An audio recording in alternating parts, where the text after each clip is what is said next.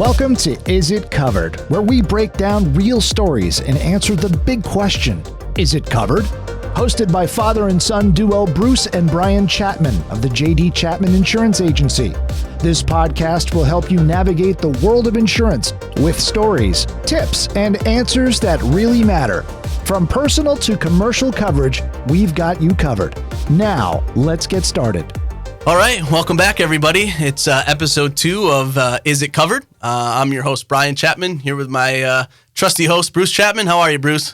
Good day today. Yeah, this will be a good episode. We're going to start to get into the juicy claim stories and kind of start to break down and give people the tips and tricks. But before we do that, I think it's good to let everybody know that when it comes to insurance claims, every claim is very specific. Every claim is different.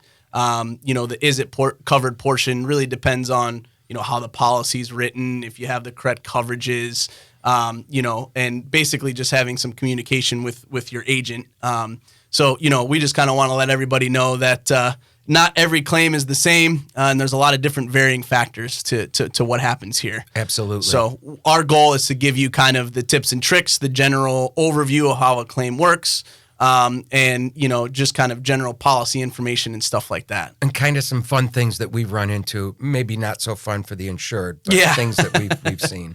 Absolutely. So I guess before we get into our first claim, I think it'd be good to let everybody know what happens when you have a claim. What's the process? Can you tell us a little bit more about that? So when you have a claim, first of all, they're always after hours and on weekends, it seems.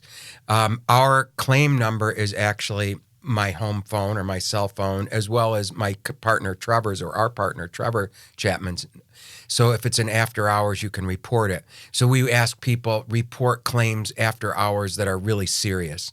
But the general idea or the way a claim would work is you something's happened, something's occurred, and you're like, well, first of all, is it a claim? And then secondly, we would want you to call our office. So call us. We want to discuss this a little bit. So we might advise you to say, boy, you know what? You've had a lot of claims. This looks pretty small. Get an estimate, figure out what it's going to cost, whether you can afford to pay that on your own. But let's say that it proceeds right on to a claim. The next thing then is you'd report it to us. We take all the pertinent information. You can report oftentimes right directly to the insurance company as well. We do prefer that you go through us because that helps us guide you through that process. We turn the claim into the company. And typically 24 to 48 hours, depending on the severity of the claim, an adjuster or a claims handler will reach out to you to go over the details of the claim. Then the claim, an adjuster, if it's like a property claim, will make contact with you, meet with you, look at whatever the damage is. Auto claims oftentimes these days are done as bench adjusting. So they'll ask you to take some photos of your car, the damage, that kind of thing. So for instance, I know we're going to talk a little bit about a deer claim. You'd want to make sure that you got some fur in there that showed that it was actually a deer that not something else? Yeah, not something else. After that, They determine kind of the scope of the claim, and then they look at your policy to see if there's coverage. Most policies these days, property policies, are written on what's known as a special form. So I'm going to get in the weeds just a little bit. Good, yeah. So a special form, this sounds like insurance doublespeak if you ask me. The policy, instead of giving you a list of things that are covered, they give you a list of exclusions. So they'll look at the exclusions and they're like, well, hey, there's no exclusion for this. You automatically have coverage. So again, it's kind of backwards, but they found through time that that's probably the best way to go about that. Once the claim is determined that it is in fact going to be a claim, then the adjuster will work with you. You'll want to get an estimate for your claim. And you'll work with the adjuster and the contractor to determine values and what needs to be fixed. From there, the insurance company will cut you a check.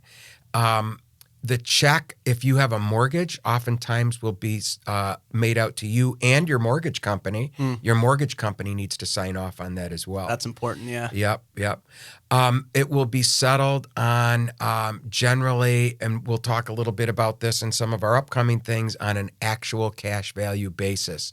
So what that means is they're going to say, the wind came through and tore up your roof, and your roof's 10 years old. We're going to initially give you a check for the depreciated amount of the roof.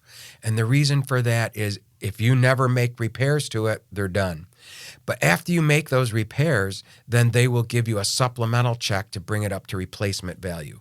Sometimes, knowing what the claim is, they're just going to cut you a check for the replacement value, knowing, you're going to absolutely get that done. Right. So that's the basic process. No, that's good to know. And I think something that oftentimes people might see is they think insurance is supposed to make you whole for the damages you receive. Exactly. It's not a form of financial gain, right? I think you see a lot of people that say, oh, well, I had half the roof damaged and I actually got a whole new roof and I made money on my claim. That's not typically what an insurance company does, right? They want to pay you for the damage. Yep. Repair or replace at the insurance company's option. Right. And, sometimes you really maybe want the whole roof, but you're unfortunately your policy says you're not going to get a whole roof. Right. Yeah. A policy is a contract between you and the insurance company. Exactly. Also, if you're not satisfied with your claim, you don't have to take their settlement. You can present an argument that says, this is why I believe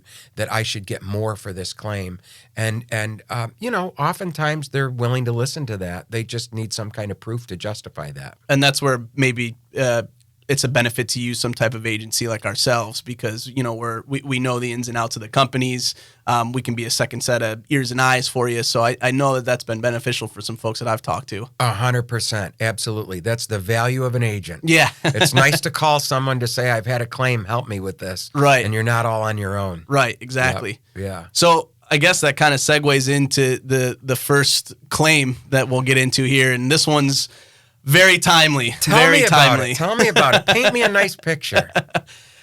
So picture this, and this is, again, very timely based on what happened back in about the July timeframe. Yeah. You're home from work. You're just settling down. Maybe you saw some pretty dark clouds on your way home.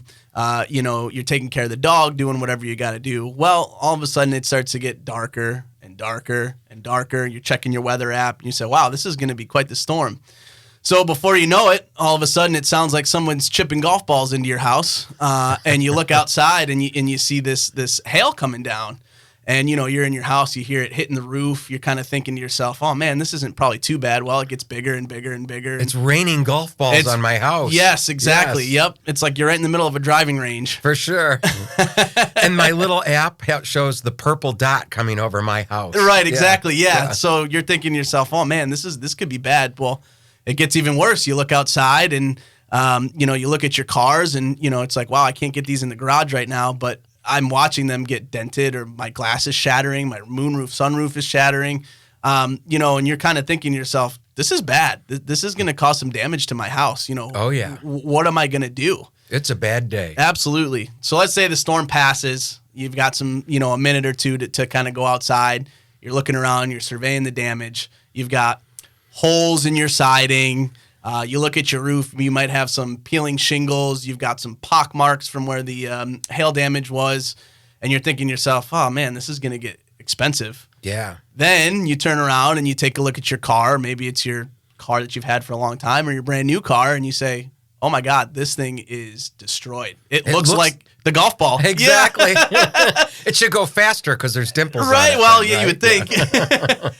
So you start to survey the damage, and you're like, okay, well, I have insurance. Is this a claim? Is this something that I can do? So, like there's this something that I can submit as a claim, right? And like you said, the first call, granted, nobody's injured or anything else, is extremely wrong. Right. Your house isn't on fire. Always call the fire department first. Take care of that, and then your first call typically is to your agent if you have one. Mm-hmm. So I might pick up the phone and say, hey, Bruce, it's Brian Chapman. My house is completely wrecked. I've got hail damage all over the side of my siding. One side of my roof is wrecked. All my cars are wrecked. What should I do? I'm at a loss here. For sure. So the first thing that we're going to instruct you to do is you can do anything you need to prevent further damage. So if your roof is like destroyed and when it's safe, you need to tarp your roof, anything it takes to prevent further damage, that's going to be part of your claim. In this case, wind and hail are basic causes of loss that would be covered on, at least in our area, any insurance policy, any property insurance policy. So then what we would do is we would take the details, we would forward that through to the insurance company, and again, like I mentioned, the process, the adjuster will get a hold of you. So that's kind of the beginning.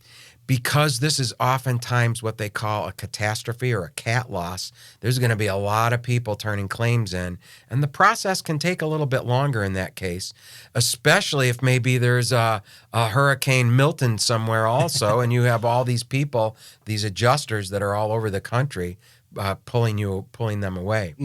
So anyways, then I would recommend that you look at and get an estimate for the damage. The adjuster will come out. He will look at your house. He'll determine what's damaged. He or she, I say he, but it could be they. They will estimate your damage. They'll they'll look at what the contractor has put together. And they'll determine what the coverage is. They'll determine if there's coverage, which in this case there should be. And then they'll determine, well, how much are you going to get paid for this? So in the case of hail, there's issues of like matching siding and your roof. I mean, do they pay for the whole roof? Do they pay for one surface, or they call it a slope, maybe one slope? And a lot of that is dictated by New York State. New York State is not a matching state. So what that means is that they can put siding on your house, and it doesn't necessarily have to match, but they've met the requirements. The requirements, exactly. Some insurance companies are more liberal than others. They might pay for the whole side. I've heard stories, not so much in our office, but of other carriers that said, well, this one's damaged, we'll replace that one, and that one's damaged, and we'll replace that one, and not do an entire side. So no two claims, or, you might have similar hail damage, but it might not be handled exactly the same way by every single insurance company. And you're in your neighborhood, and your neighbor says, well, hey, I got a whole new roof. And you're like, well, why didn't I get a whole new roof? Right. And a lot of it depends on the company and how they're going to handle that. Absolutely. So going back to when you said, you can do whatever you need to do to mitigate the further damage to your house. So, is that something that people should save their receipts for? Is that an incurring cost that goes into the claim? Yep. Great question. You want to save every single receipt that you have. Part of your claim could even be if you, your time and expense is covered as well. I mean, your time is valuable. So you could put in for a reasonable amount of time if you end up doing those things yourself. Gotcha. But receipts, extremely important.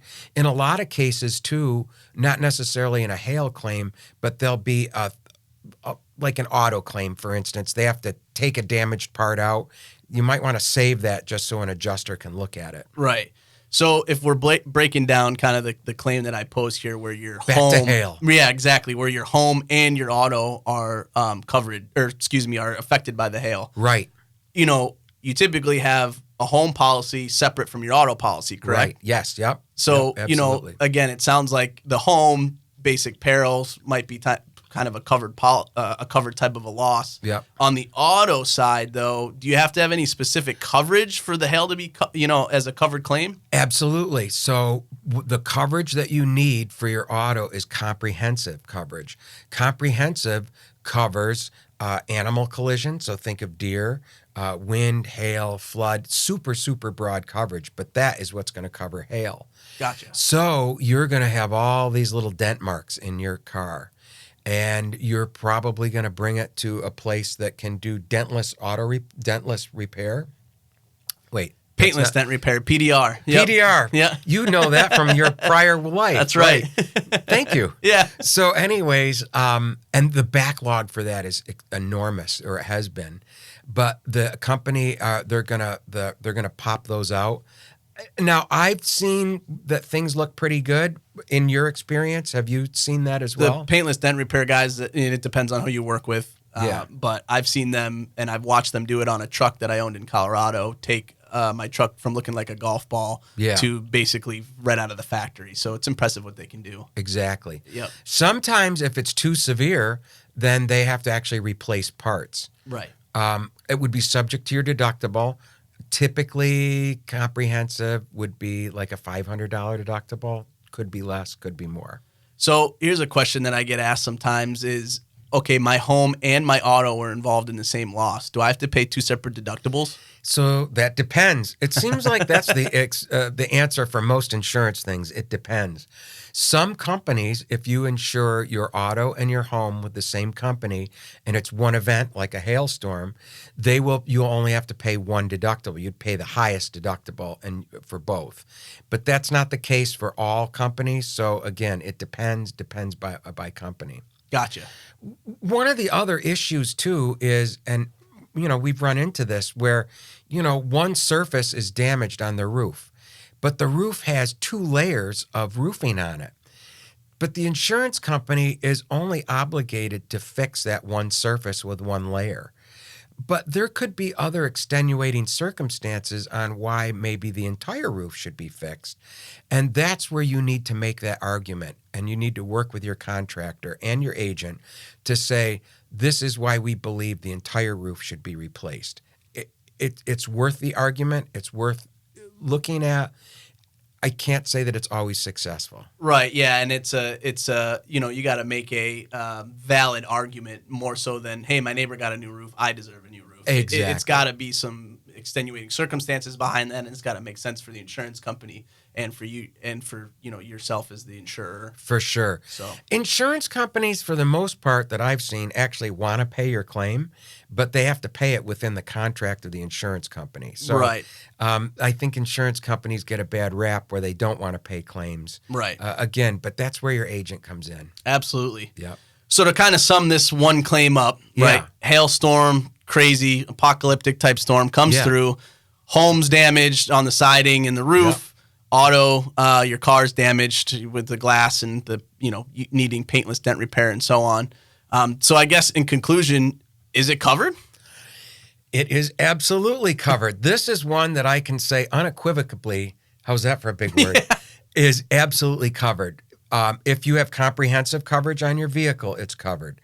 But wind and hail are basic forms of loss, and on every form, they're going to be covered. So yes, it would be covered on the home and depends on the auto if you have comprehensive. Right. Yep. So again, goes back to making that call to your agent, making sure that the policy is written right in the first place.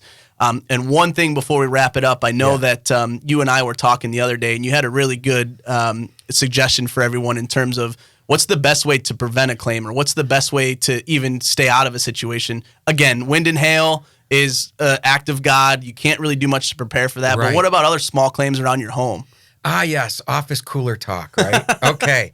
So I'm of the opinion that, say, mostly for your home, there's not a lot you can do with your auto, your car. Just keep it in good shape and good operating order. But for your home, you have a deductible. Almost 90% of deductibles are $1,000. In my opinion, I think you're better off spending that money. Spend your deductible right up front and do things that prevent claims. Water claims are huge. So do things like put braided hoses on your ice maker and everything that has water going to it. Make sure that your house, the grading is right so you don't get water infiltration. Make sure your roof is updated. Trim your trees. Fix any trip and fall hazards so you don't have people getting hurt. If you do use candles, make sure you're safe with them.